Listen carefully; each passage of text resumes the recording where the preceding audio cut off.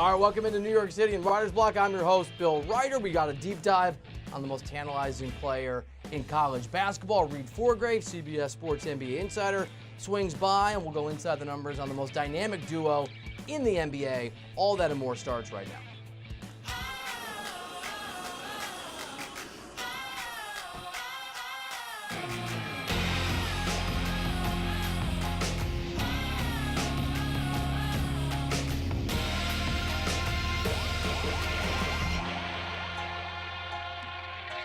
All right, with Duke playing Louisville tonight, we thought we'd take a moment to just take in the greatness, the emerging greatness that is Zion Williamson. And before we get into some of the sights and the sounds and the ridiculousness of what he's done, let me just give you some facts. Let's just hit you with some facts on Zion. The dude is averaging 22 points, 9 rebounds, 2.2 steals, and 2 blocks per game as a freshman. That is absolutely insane. Leads the nation 21.6 box plus minus. It's the best of the decade. His win shares per 40 minutes of 366 is the best of the decade. He leads the nation with a 42.1 player efficiency rating. That is absolutely an absurd number, and he's got a 71%, nearly 70.7% effective field goal percentage. And the thing about Zion that's so remarkable, not just the athleticism, not just the fact that he's a Dookie, not just the fact that he's young and this emerging star, but that he can do, it feels like, almost everything on a basketball floor, and he's just beginning, like a young superhero, to grasp the ability and the range of his powers, something, at least in terms of the ability to do a lot of things well, his coach, Coach K, talked about. I have confidence in him doing everything. You know, come on. You know, if I don't, something's wrong with me. He's a complete player, and so efficient. Nothing is wrong with Coach K. He knows it, and I think nothing is wrong with Zion Williamson. I know we just showed it. We're going to show it again. The freakish block of a player shooting a three from the corner, and Zion begins the play from the paint. I mean, you see this kind of posterizing going on when guys attack the rim, but the fact that Zion did it on a three-point shooter, closed out, and got that high, it's absolutely insane. It's absolutely absurd. He is so good and so special. And what's interesting, I mean, look at that.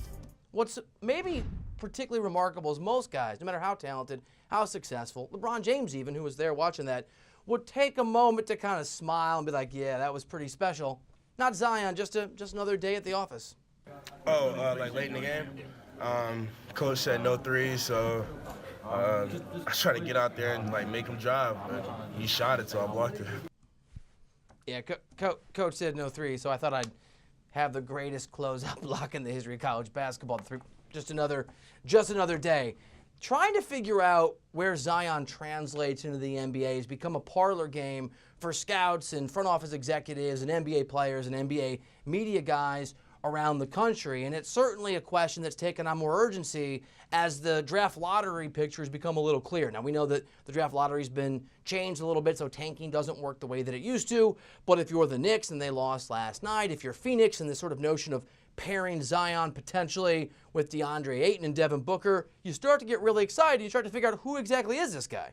People have talked about the athleticism of Russell Westbrook, and it kind of makes sense. We saw some examples of that. People talked about the post play of Charles Barkley, and I don't hate that comparison, at least in that sort of specific box. People have talked about the ferocity of Shawn Kemp, just this desire, this rage to dominate. The hype, and I don't mean in a bad way, I mean in the sense of it being lived up to eventually, of LeBron James. And so you put it all together. I've heard folks say Blake Griffin, don't entirely see it, Charles Barkley, but the game has evolved to a different point. For me, it's almost a super athletic version of Draymond Green. You could put Zion on a roster in the NBA that goes small, and he can play almost any position in that lineup defensively. The scary thing about Zion Williamson, and I know, and Reid Forgrave is going to be on in a minute, and he'll tell us because he's an expert. There's a lot of folks who think Zion may not be the number one pick in the draft, or at least the best long-term play. But the problem is we're calculating Zion Williamson, an athletic freak of nature who's just beginning to figure out how to take that athleticism and get his arms around how it applies to the game of basketball. Maybe he'll be the player he's been the last few months 5 years from now, and that would be an amazing NBA player. And maybe he's at 10% or 20% of what he's going to be. And that's why there is no comp. We've never seen anything like it. Zion Williamson, he's not LeBron. He's not Magic Johnson. He may not live up to those comparisons in terms of the level of excellence, but like those two guys, he is positionless, even in a positionless age. What he is Zion Williamson, and what he's going to be may not have the limits, the ceiling that we think that it does. You watch enough Duke games, I'll be watching the Louisville game tonight, and you see not just the greatness in the moment, but the freakish and scary potential of what he could be when he's 20, when he's 23, when he's 25, when he's 28. It is a lot of fun as a sports fan to watch him, and even if you hate Duke, a lot of you do, I'm sort of indifferent, it's hard not to look at Zion Williamson and say, man, if this is what the future of the NBA looks like, it's even brighter than we thought. Let's get Reid Forgrave's perspective. My colleague covers the NBA and the draft and college hoops here at CBS Sports. Then we'll go inside the numbers on some guys in the NBA actually already doing big things. All of that and more coming up here on Reiter's Block from New York City in just a minute.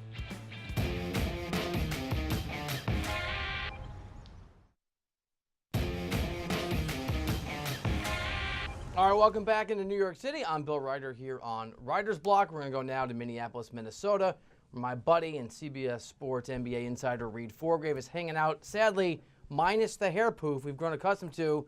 Mr. Forgrave, thanks for being here, buddy. Yeah, I went to Great Clips, and I'm like, guys, I need the lack of poof. Concentrate on the poof.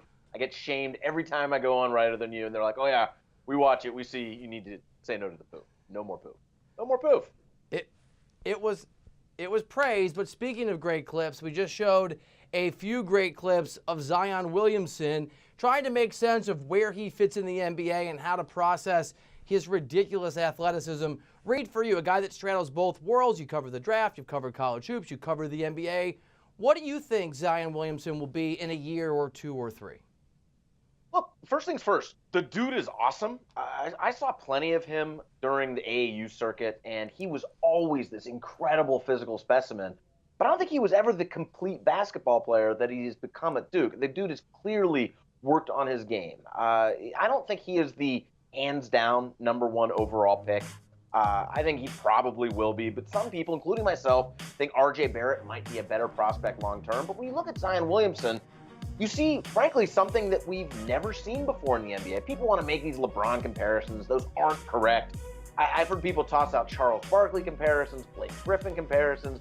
To me, I always want to say like a more skilled and better, more athletic Julius Randle, which, by the way, is an all-star. Like, he is that immediately, and we'll see what his game becomes. But I think when he gets to the NBA, #1, he's going to be a phenomenon, an absolute phenomenon. Like, can you imagine if he goes to the Knicks and the scene it'll be at Madison Square Garden? #2, he's going to become a completely unique NBA player. We've never seen anything like him before. And then '3, I do think there are going to be some question marks with Zion Williamson. And the #1 question mark that I have, how does this body, this 6'6", 280-pound ball of muscle, how is it going to withstand 82 NBA games per season? I know some executives have brought this up to me. How do his knees hold up over time? We'll see. The dude's incredible, though. I mean, I think that much is for sure. He's an absolute phenomenon. All right, so we think he could be special at the next level. We know Russell Westbrook, having beat that consecutive triple-double record held by Wilt, is remarkable. We know Harden, who scores 30 points in an NBA regular season game when he falls out of bed, is incredible. And I'm going to go here. I'm going to turn to Michael Jordan for a little support, because I've been arguing a little bit here and a lot on the radio show, Forgrave, that individually it's incredible. It's not going to add up to anything in the Western Conference this year. It's not exactly what Mike said. Like I know Mike really, me and Mike, we play golf together. It's not exactly what Jordan said, but he pointed out, yeah, it's impressive, not as impressive as 6 rings. Where do you sit? Where do you stand on Harden and Westbrook and what their greatness in the regular season, their statistical accomplishments, what it does or does not translate to in the postseason this year and the years ahead? Look, it's absolutely unbelievable. That was the word that Russ used to describe himself after last night's game, that he's had 10 triple-doubles in a row. It is absolutely unbelievable. It absolutely does not translate to the postseason. Jordan's 6 titles, I think, are infinitely more impressive than 10 triple-doubles in a row, or 30-point games in a row. We as fans, we love to concentrate on streaks. If I say to you, Bill, if I say, hey, tell me about the 1941 Major League Baseball season, You're going to say Joe DiMaggio, 56-game hitting streak. You're going to say Ted Williams batted .406, really impressive. And I'm going to say, yeah, but who won the title that year? And you're going to say, I don't know. It was the New York Yankees, of course. They won the Yankees. Fifth of the past 6 years. Of course you would have guessed the Yankees. What Russ is doing in particular this year is unbelievable. It's also covering up what I think is the beginning of a long decline in his career. Last night, gets that 10th triple-double in a row. What we didn't talk about, he had a 5 for 19 shooting night. He's averaging 21 points per game. It's his fewest since his second year in the NBA. Shooting 24% from three, worst since his second year in the NBA. Effective field goal percentage way, way down. I got to be honest, I don't even think Russell Westbrook should be an all-star this year. I think Rudy Gobert got absolutely jobbed. He should have been in there instead of Russell Westbrook. But I understand that we as fans, we love these stuff. We love this narrative, and we love guys who are, frankly, chasing stats over chasing championships. All right, Reid, we've been buddies for a long time. I was going to be nice here on the show, but then you went to 1941's baseball season and the year Ted Williams didn't win the MVP, even though he hit .406, which I wasn't even alive, and I'm still outraged over that. So I'm going to go to a topic of disagreement between you and I. I have been, some would say accurate, some would say mean-spirited toward Kevin Durant, particularly on the radio show, as he attacks the media. Some would say you've been more understanding. Some might describe it as sycophantic. I don't know. Those are just words. Where do you come down on Kevin Durant and the way that he went after, I would argue, the media a few days ago? And, you know, how that for you does or doesn't change your perspective on him, one of the faces of the NBA and the leader in that locker room? Look, Bill, as you just said, they're just words. Words don't matter. Just Kevin Durant talking what's on his mind. Look, Kevin Durant clearly needs to live in a more realistic reality. When you're making the sort of money that he's making, when you're the face of a franchise, when you're, by the way, signing one-year contracts every year, which leaves you open to the discussion of where you're going to play next year, when you won't come out and say, I love the Warriors, I'm staying here forever, of course there are going to be questions. And yet, Bill, I don't like him attacking specific people in the media. But I think what he's getting at, this bigger point of this clickbait culture, this fact that we're always trying to figure out what's next, I think he's hitting at something there. It is part of the reality and part of the joy of the NBA that we love the soap opera, we love the transactions, we love all that stuff. Sometimes we don't even follow the actual games. We're so interested in all the drama off the court and surrounding the team. But Bill, I remember being at Golden State the day before opening night this year and talking with some of the front office staff. And they're saying, people are already talking about this. This is going to be going on all year long. We haven't even played a game yet, and they're already wondering what Kevin Durant's going to do next year. Can't we concentrate on this season first? Like, I don't like the tone that Kevin Durant came off of. And it came off to me like he was, being a sports star doesn't want to be bothered by this stuff. And he has dug his own grave to some extent here.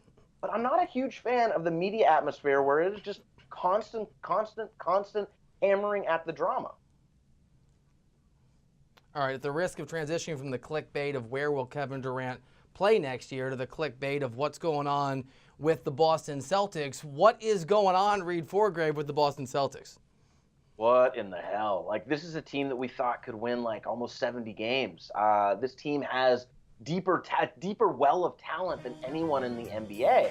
But I do think what we saw from Marcus Morris after that brutal loss, when they lost Kyrie Irving, they also dropped like a 24, 25-point deficit just a few days ago, when he talked about there's no joy in our game.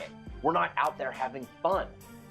That's a problem. This team has serious chemistry issues. I think that stuff of Kyrie Irving going back and forth in the media with Jaylen Brown, from what I've heard with people in the NBA, there are some serious issues between the youth core of this team and some of the veterans, specifically Kyrie Irving. Look, Kyrie Irving, he's a superstar. He is as great of a ball handler as he is. I think he's an even better media personality, even better Hollywood personality. But he's a weird dude. He can be hard to get along with. And I do think that he is a big part of this problem of why these Celtics have been one of the most underachieving teams in the NBA this year. And yet, all this drama set aside, they got the second best net rating in the NBA. Don't we assume that come April, May, and maybe even June, the Celtics are going to be right there? Like, don't we think this team will eventually come together? Probably, but there are some serious issues going on right below the surface.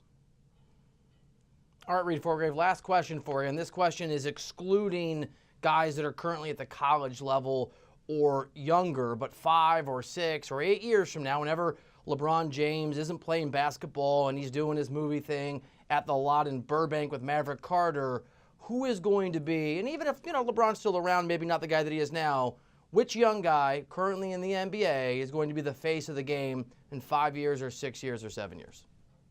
I think you have an idea of who I'm going to say here. You think I'm going to say Giannis. And I'm torn on it. Like, it's probably going to be Giannis. The dude's an absolute freak. I don't think it's going to be Anthony Davis. I don't think he has the personality to carry that. I think someone like Donovan Mitchell does have the personality, but not quite the game. I actually going to say someone who's completely off that board. I think it might be Luka Doncic. The NBA is becoming a more international game every year. Nearly a quarter of the players on opening day rosters this season and for the past several seasons have been from places other than the United States. I talked to Adam Silver in New York just a couple months ago about this, and the NBA is positioning itself as a global brand. Something like 20% of the revenue currently comes from out of the country. They believe that, 20, 30 years from now, it's going to be more than half comes from outside the United States. So to me, Giannis is a good pick. I'm not going to argue with Giannis, but man, Luka Doncic and what he brings to the game, the excitement, the fact that he can do absolutely everything on a basketball court, I think he very easily could be that next face of the NBA, and I'm excited for it. I think what the Mavs did in getting Kristaps Porzingis go alongside Luka Doncic for the next, what does Mark Cuban say, 20 years, it's a ballsy move. It's a gutsy move. It might fail because of Kristaps Porzingis' injury history, but man, it's a big-time move that Mark Cuban's making. Reid Forgrave, we got to let you go. I'm just going to ponder this, just mold this over. Just put Joel Embiid, when he's dating Riri in 5 years, into the possible conversation. Haircut looks good, buddy. We'll continue to agree to disagree on Kevin Durant. We'll have you on the show here in a few weeks. Thanks, man. All right, Reid Forgrave on the program. I like Reid, really good dude. Could not disagree more on his interpretation on Kevin Durant. We're going to go inside the numbers on what Russ and Paul George have been doing together when we come back to the program. Writer's Block here in just a minute.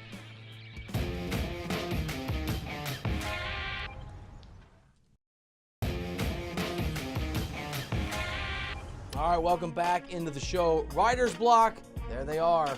Paul George, Russell Westbrook, two of the most dynamic players in the game, and obviously teammates. They've been killing in Oklahoma City. We're going to go inside the numbers on this really powerful pairing. And we start today with the number 10 because Russell Westbrook recorded a triple-double last night for the 10th consecutive game, breaking Wilt Chamberlain's all-time record for the most consecutive games with a triple-double, which brings us to the number 9. On Monday, Russ and Paul George became the 9th set of teammates to record a triple-double in the same game in the history of the NBA. But that's not all, because 20 is next up here on Inside the Numbers. Russ and PG are also the first set of teammates in NBA history to record 20-point triple-doubles in the same game. George finished with 47, 12, and 10, and Russ had 21, 14, and 11. It's just ridiculous. How about 119? Monday night was Paul George's third career triple-double. Westbrook recorded his 127th career double. And including that Monday night game, Westbrook has 119 triple-doubles since the last time PG had one. 37 during Russ's 10-game triple-double streak. Paul George is reaping the benefits, averaging 37 points per game in that 10-game span, undercutting arguments from folks like me that Russ doesn't make guys around him better. How about 11.2? Westbrook is once again averaging a triple-double this season. He also leads the NBA in assists per game at 11.2. Russ and Oscar Robertson, the only players to ever average a triple-double over the course of an individual season. And finally, 2.31, Paul George is also getting it done on the defensive side of the ball as he closes that MVP race between himself and James Harden. PG leads the game with 2.31 steals per game, which is absurd. And second place, Russell Westbrook, 2.23 steals per game. These guys play great defense. They are ferocious competitors. And most importantly, Kyrie Irving, this is something you might want to pay attention to here on Writer's Block. they actually like each other, and it brings out the best in each of them. And we like here on CBS Sports HQ, you the fan, and the games you want to see. There is a great slate of college hoops tonight. So we've got 3 of the best college basketball minds in the country breaking down 3 big games for you.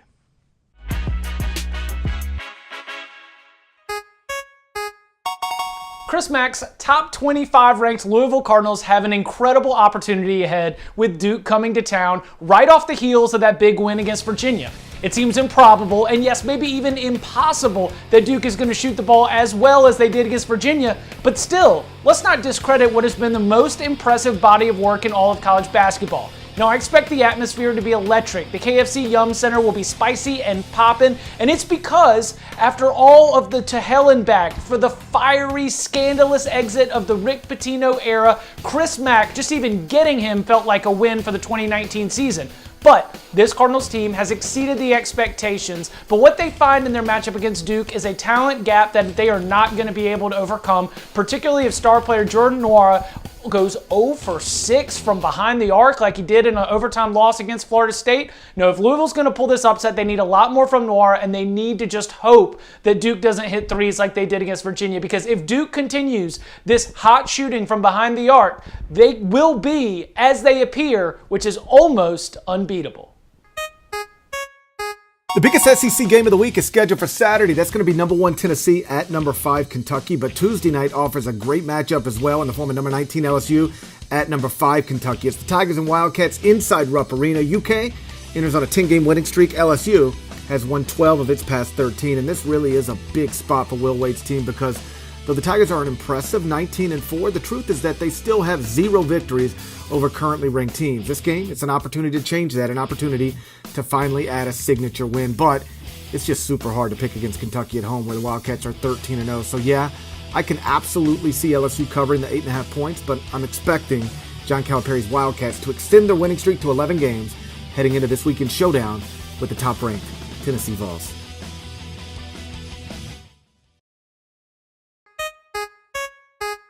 Michigan State is giving 2 points on the road tonight at Wisconsin.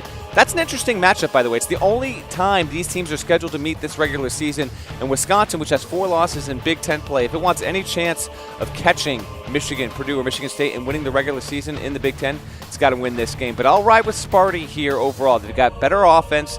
Cassius Winston, Big Ten Player of the Year, right with Ethan Happ. Who's going to win it? Well, maybe it comes down to a game like this. I'll take Sparty on the road in what should be a relatively good, if not somewhat low-scoring game. I'll trust Michigan State's offense to have a big rebound here and take the win in Madison.